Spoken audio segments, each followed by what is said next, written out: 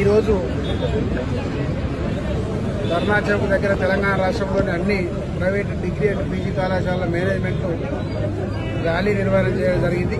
ధర్నా చేపట్టడం జరిగింది. కారణం ఏమంటే గత 3 సంవత్సరాలుగా పెండింగ్లో ఉన్న బకాయిలు చెల్లించకుండా ప్రభుత్వం అక్టోబర్ నుండి ప్రతిసారి మాట ఇస్తూ చివరిగా డిసెంబర్ 24 చెల్లిస్తామని డిప్యూటీ సీఎం గారు హామీ ఇచ్చారు.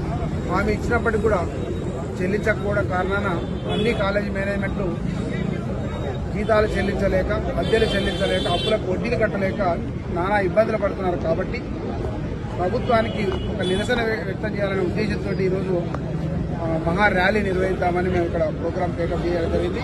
కావున దీని సారాంశంగా ప్రభుత్వము మాకు రావాల్సిన మొత్తం ఫీజు బకాయిలను చెల్లించాలని కోరుతున్నాం. తెలంగాణ ప్రభుత్వం ప్రజాప్రభుత్వంగా ఏర్పడ్డది. కాబట్టి ప్రజాప్రభుత్వము ప్రజల యొక్క బాగోగులను ఆదేశిస్తుందని మేము అనుకుంటున్నాం.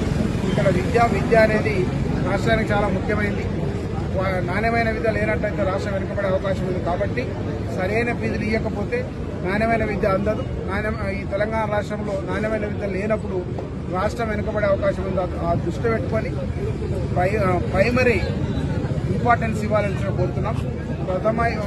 ముఖ్యంగా మనకి ఇక్కడ విద్యకే ముఖ్య భాగం కేటాయించాలి. ఇక్కడ విషయం ఏంటంటే రైతులకు అన్ని ఇస్తామంటున్నారు. రైతుల పిల్లలే మా దగ్గర చదువుతున్నారు.